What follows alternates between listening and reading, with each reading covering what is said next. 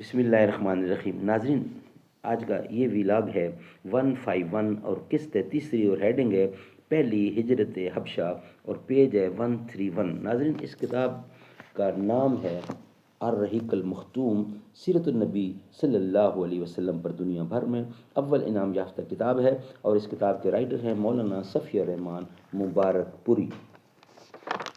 رابطہ عالمی اسلامی مکہ مکرمہ کے زیر اہتمام منعقدہ سیرت نگاری کے عالمی مقابلے میں اول آنے والی عربی کتاب کا اردو ترجمہ رائٹر ہیں اس کتاب کے مولانا صفی الرحمان مبارک پوری۔ قال اللہ تعالی یسقون من رحیق مختوم، یہ لوگ سرے بمہر شراب پلائے جائیں گے۔ بسم اللہ الرحمن الرحیم۔ وَإِن تُطِیعُوهُ تَہْتَدُوا، اور اگر اس کی فرما برداری کرو گے تو راہ پاؤ گے۔ نحمدہ ونصلی علی رسولہ الکریم۔ بسم اللہ الرحمن الرحیم۔ یہ جہاد اللہ کے رستے میں بے تیغ و سپر ہے، جسارت آفریں شوق شہادت کس قدر۔ یہ کلی بھی اس گلستان خزاں منظر میں تھی، ایسی چنگاری بھی یارب اپنی خاص تر میں تھی۔ اپنے صحرا میں بہت ہوا بھی پوشیدہ ہیں، بجلیاں برسے ہوئے بادل میں بھی خوابیدہ ہیں۔ ویلاگ نمبر 151 اور اس کی تیسری قسط اور ہیڈنگ ہے پہلی ہجرت حبشہ۔ جور و ستم کا مذکورہ سلسلہ نبوت کے چوتھے سال کے درمیان یا آخر میں شروع ہوا تھا، اور ابتداً معمولی تھا مگر دن بدن اور ماہ بماہ بڑھتا گیا، یہاں تک کہ نبوت کے 5ویں سال کا وسط آتے آتے اپنے شباب کو پہنچ گیا، حتیٰ کہ مسلمانوں کے لیے مکہ میں رہنا دو بھر ہو گیا اور انہیں ان پہم و ستم رانیوں سے نجات کی تدبیر سوچنے کے لیے مجبور ہو جانا پڑا۔ ان ہی سنگین اور تاریک حالات میں سورۃ کہف نازل ہوئی۔ یہ اصلاً تو مشرکین کے پیش کردہ سوالات کے جواب میں تھی، لیکن اس میں جو 3 واقعات بیان کیے گئے ہیں، ان واقعات میں اللہ تعالیٰ کی طرف سے اپنے مومن بندوں کے لیے مستقبل کے بارے میں نہایت بلیغ اشارات تھے۔ چنانچہ اصحاب کہف کے واقعے میں یہ درس موجود ہے کہ جب دین و ایمان خطرے میں ہو تو کفر و ظلم کے مراکز سے ہجرت کے لیے تن بہ تقدیر نکل پڑنا چاہیے۔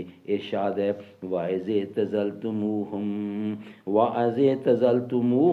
وَمَا يَعْبُدُونَ إِلَّا اللَّهَ فَأْوُوا إِلَى الْكَهْفِ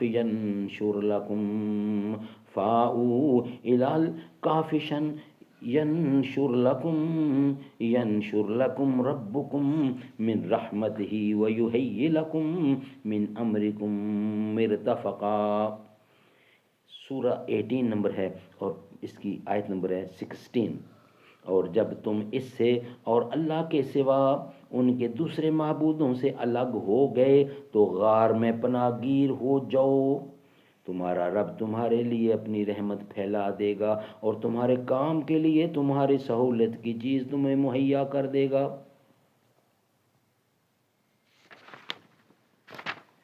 موسیٰ اور خضر علیہ السلام کے واقعے سے یہ بات ثابت ہوتی ہے کہ نتیجتاً ہمیشہ ظاہری حالات کے مطابق نہیں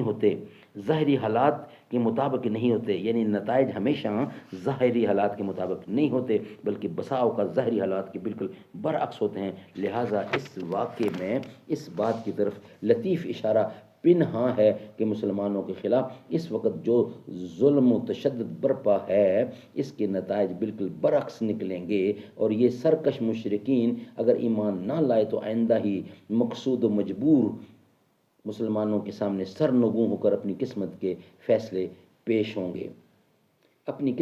فیصلے کے لیے پیش ہوں گے۔ ناظرین، انشاءاللہ یہ ویلاگ یہاں ہی کمپلیٹ ہوتا ہے۔ نیکسٹ ویلاگ آپ کے سامنے رکھیں گے، بقیہ یہ ویلاگ یہاں ہی کمپلیٹ ہوتا ہے، یعنی کہ ویلاگ نمبر 151 کمپلیٹ ہوا اور تیسری قسط تھی 152۔ انشاءاللہ اس کے بعد ویلاگ ہوگا 152 اور قسط ہوگی چوتھی، وہ انشاءاللہ ہم آپ کے سامنے رکھیں گے۔ یہ ویلاگ یہاں ہی کمپلیٹ ہوتا ہے۔ اس چمن کے پھولوں پر رنگ و آب تم سے ہے، اس زمین کا ہر ذرہ آفتاب تم سے ہے، میر کارواں ہم تھے، روح کارواں تم ہو، ہم تو صرف عنواں تھے، اصل داستاں تم ہو، نفرتوں کے دروازے خود پہ بند ہی رکھنا، اس وطن کے پرچم کو سر بلند ہی رکھنا، اس چمن کے پھولوں پر رنگ و آب تم سے ہے، اس زمین کا ہر ذرہ آفتاب تم سے ہے، میر کارواں ہم تھے، روح کارواں تم ہو، ہم تو صرف عنواں تھے، اصل داستاں تم ہو، نفرتوں کے دروازے خود پہ بند ہی رکھنا، اس وطن کے پرچم کو سر بلند ہی رکھنا۔